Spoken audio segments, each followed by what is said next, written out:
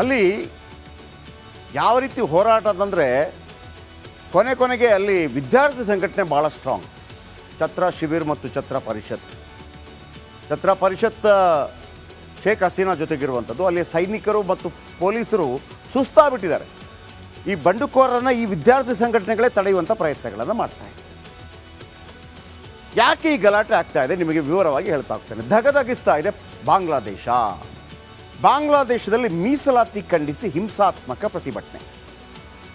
1971ರಲ್ಲಿ ಇವರ ತಂದೆ ಅಂದರೆ ಶೇಖ್ ಹಸೀನಾ ಅವರ ತಂದೆ ಶೇಖ್ ಮುಜಿಬುರ್ ರೆಹಮಾನ್ ಸ್ವಾತಂತ್ರ್ಯ ಹೋರಾಟಗಾರರಿಗೆ ಮೀಸಲಾತಿಯನ್ನು ಕೊಡ್ತಾರೆ. ಈ ಮೀಸಲಾತಿ ಎಷ್ಟು ಕಿರಿಕಿರಿ ಆಗಿಬಿಡುತ್ತೆ ಅಂತಂದರೆ ಅಲ್ಲಿ ಅವರಿಗೆ ಜನರಲ್ ಕ್ಯಾಟಗರಿಯವರಿಗೆ ವಿದ್ಯಾರ್ಥಿಗಳಿಗೆ ಭಾಳ ತೊಂದರೆ ಆಗುತ್ತೆ. ಸರ್ಕಾರಿ ಕೆಲಸದಲ್ಲಿ 30% ಮೀಸಲಾತಿ ಕೊಡೋದು. 1975ರಲ್ಲಿ ಇವರ ತಂದೆ ಶೇಖ್ ಮುಜಿಬುರ್ ರೆಹಮಾನ್ ಹತ್ಯೆ ಆದಾಗ ಅದು ನಿಂತೋಗ್ಬಿಡ್ತದೆ, ಎಲ್ಲ ಸರಿಯಾಗಿರ್ತದೆ. ಆದರೆ ಯಾವಾಗ ಶೇಖ್ ಹಸೀನಾ 2004ರಲ್ಲಿ ಬರ್ತಾರೆ, ನಿರಂತರ 15 ವರ್ಷಗಳ ಕಾಲ ಇಲ್ಲಿ ತನಕ ಅವರ ಆಳ್ವಿಕೆ ಮಾಡ್ತಾರೆ, ಮತ್ತೆ ಅದನ್ನು ವಾಪಸ್ ತರುವಂಥ ಪ್ರಯತ್ನಗಳಾಗುತ್ತೆ. ಸ್ವಾತಂತ್ರ್ಯ ಹೋರಾಟಗಾರರಿಗೆ ಶೇಖ್ ಹಸೀನಾ ಅದೇ 30% ಗಿಫ್ಟ್ ಕೊಡೋಕೆ ಹೋಗ್ತಾರೆ. ಅಂದರೆ ಬಾಂಗ್ಲಾ ವಿಮೋಚನಾ ಹೋರಾಟದಲ್ಲಿ ಭಾಗಿಯಾದ ಕುಟುಂಬಸ್ಥರಿಗೆ ಮೀಸಲಾತಿ, ಸರ್ಕಾರಿ ಉದ್ಯೋಗದಲ್ಲಿ 30% ಮೀಸಲಾತಿ ಕಲ್ಪಿಸಲಾಗಿತ್ತು. ಇಲ್ಲೇ ಜನರ ಹೋರಾಟ ಏನಪ್ಪ ಅಂತಂದರೆ, ಕೊಟ್ಟಿದ್ದೀರಿ, ಕೊಡಬಾರ್ದು ಅಂತೇನಿಲ್ಲ, 3 ತಲೆಮಾರಿನ ನಂತರ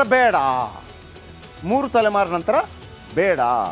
ಅಲ್ಲಿ ಬಹಳ ದೊಡ್ಡ ಹೋರಾಟ ಆಯಿತು. ಅದಕ್ಕಾಗಿ ಬಹಳ ದೊಡ್ಡ ಹೋರಾಟ ಆಗಿ ಕೆಲವು ವರ್ಷಗಳ ಹಿಂದೆ ವಿದ್ಯಾರ್ಥಿ ಸಂಘಟನೆಗೆ ಹೋರಾಟ ಮಾಡುತ್ತೆ. ಕೋರ್ಟು ಕಡಿಮೆ ಮಾಡುತ್ತೆ, ಮೀಸಲಾತಿ ಪರ್ಸೆಂಟೇಜ್ ಕಡಿಮೆ ಮಾಡುತ್ತೆ. ಆ ಮೀಸಲಾತಿ ಪರ್ಸೆಂಟೇಜ್ ಕಡಿಮೆ ಮಾಡಿದಾಗ ಶೇಖ್ ಹಸೀನಾ ಏನು ಮಾಡ್ತಾರೆ, ಯಾಕೆ 30% ಮಾತ್ರ ಕಡಿಮೆ ಮಾಡಬೇಕು, ಯಾರಿಗೂ ಬೇಡ 56%, ಯಾವುದೇ ಮೀಸಲಾತಿ ಬೇಡ. ಮೀಸಲಾತಿ ಯಾರು ಕೊಡಬೇಕು, ರಾಷ್ಟ್ರಪ್ರೇಮಿಗಳಲ್ಲದೆ ರಜಾಕಾಕರಿಗೆ ಕೊಡಬೇಕಾ ಅಂತ ಹೇಳ್ತಾರೆ. ಸ್ವಾತಂತ್ರ್ಯ ಹೋರಾಟದಲ್ಲಿ ಭಾಗಿಯಾದವರಿಗೆ ಬಿಟ್ಟು ರಜಾಕಾಕರಿಗೆ ಕೊಡಬೇಕಾ. ರಜಾಕಾಕರು ಅಂತಂದರೆ ಅಲ್ಲಿ ಒಂದು ರೀತಿಯಲ್ಲಿ ದೇಶದ್ರೋಹಿಗಳು ಅಂತ ಹೇಳ್ದಂಗೆ. ಅದು ಅಲ್ಲಿ ಜನರನ್ನು ಕೆರಳಿಸುತ್ತೆ, ನಮ್ಮನ್ನು ಈ ರೀತಿ ನಿಂದನಾತ್ಮಕವಾಗಿ ಮಾತಾಡಿದರು ಅಂತ. ಯಾರು ಈ ರಜಾಕಾಕರು ಅಂತಂದರೆ, 72ಕ್ಕಿಂತ ಮೊದಲು ಬಾಂಗ್ಲಾದೇಶ ಪಾಕಿಸ್ತಾನದೊಂದು ಭಾಗ ಆಗಿರುತ್ತೆ.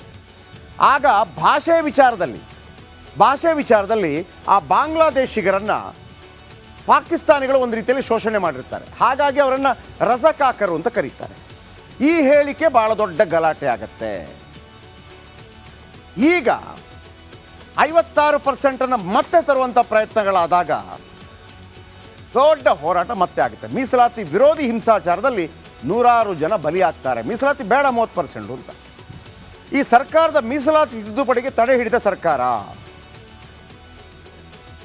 ತಡೆ ಹಿಡಿಯುತ್ತೆ, ಮಾಡಬೇಡ್ರಪ್ಪ, ಹಳೆ ಮೀಸಲಾತಿ ಪದ್ಧತಿಯನ್ನೇ ಜಾರಿ ಮಾಡಿ ಮುಂದುವರಿಸಿ ಅಂತೇಳಿ ಸುಪ್ರೀಂ ಕೋರ್ಟ್ ಒಂದು ಆದೇಶವನ್ನು ಕೊಡುತ್ತೆ.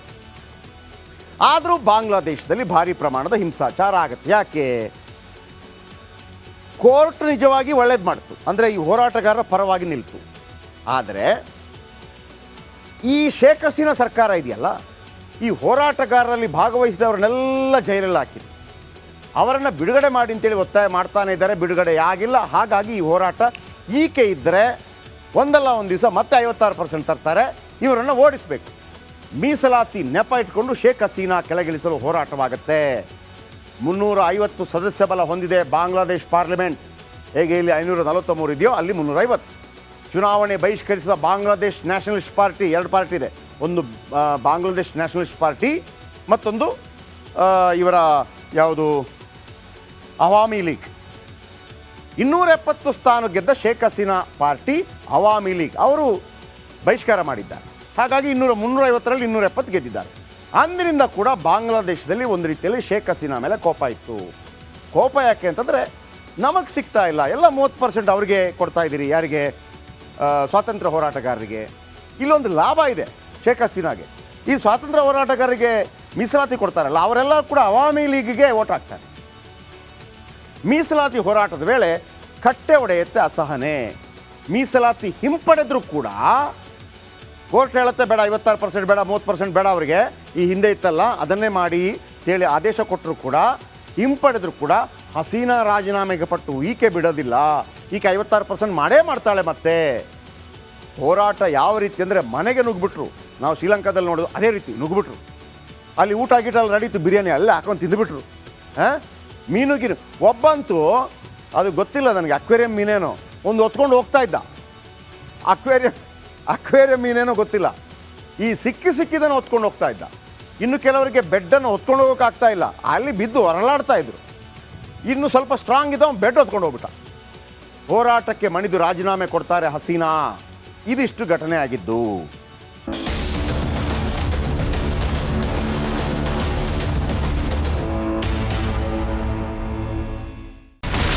ಇಲ್ಲಿರುವಂತ ಈ ಒಂದು ಗುಡ್ಡ ಕುಸಿದ ಪರಿಣಾಮ ಯಾವ ರೀತಿಯಾಗಿತ್ತು ಅಂತಂದ್ರೆ, ಗಂಗಾವಳಿ ನದಿ ಪಕ್ಕದಲ್ಲಿರುವಂತಹ ಉಳುವರ್ ಎನ್ನುವ ಗ್ರಾಮ ಸಂಪೂರ್ಣವಾಗಿ ಇವತ್ತು ನಾಶ ಆಗಿದೆ. ಮನೆ ಮಠ ಏನಿಲ್ಲ, ಎಲ್ಲ ಹೋಗ್ಬಿಟ್ಟಿದೆ.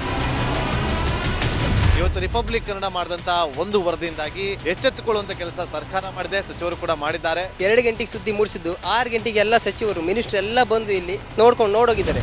ಎಲ್ಲಾ ಜನರಿಗೂ 1,20,000 ಮತ್ತೆ ಅವರಿಗೆ ಮನೆಗೆ 5 ಲಕ್ಷ. ಈ ಸುದ್ದಿಯನ್ನ ಎಲ್ಲ ಒಂದು ಅಧಿಕಾರಿಗಳಿಗೆ ಮುಟ್ಟಿಸಿದಕ್ಕಾಗಿ ರಿಪಬ್ಲಿಕ್ ಕನ್ನಡ ಟಿವಿಗೆ ಧನ್ಯವಾದ ಹೇಳಿ ಇಷ್ಟಪಡ್ತೇವೆ. ಮನೆಯೂ ಕೊಡ್ತೇವೆ, ಮಕ್ಕಳ ಶಿಕ್ಷಣಕ್ಕೆ ತೊಂದರೆ ಆಗದೆ ಇದ್ದಂಗೆ ಹೆಲ್ಪ್ ಮಾಡ್ತೇವೆ. 1,20,000 ಮನೆ ಯಾರ್ದ್ರ ಡ್ಯಾಮೇಜ್ ಆಗಿದೆ ಅದನ್ನ ಕೊಡ್ತೀವಿ ಅಂತ ಒಪ್ಕೊಂಡಿದ್ದಾರೆ. ನಮ್ಮ ಕಷ್ಟಕ್ಕೆ ನೀವು ರಿಪಬ್ಲಿಕ್ ಕನ್ನಡದವರಾದಂತ ನೀವು ನೆರವಾಗಿರ್ತ ನಾವು ನಂಬಿದ್ದೇವೆ. ಅವರಿಗೆ ಸೂರನ್ನ ಕಲ್ಪಿಸಿ ಕೊಡೋವರೆಗೂ ಕೂಡ ರಿಪಬ್ಲಿಕ್ ಕನ್ನಡ ಅವರಿಗೆ ಧ್ವನಿಯಾಗಿ ನಿಲ್ಲುವಂತ ಕೆಲಸವನ್ನ ಮಾಡುತ್ತೆ.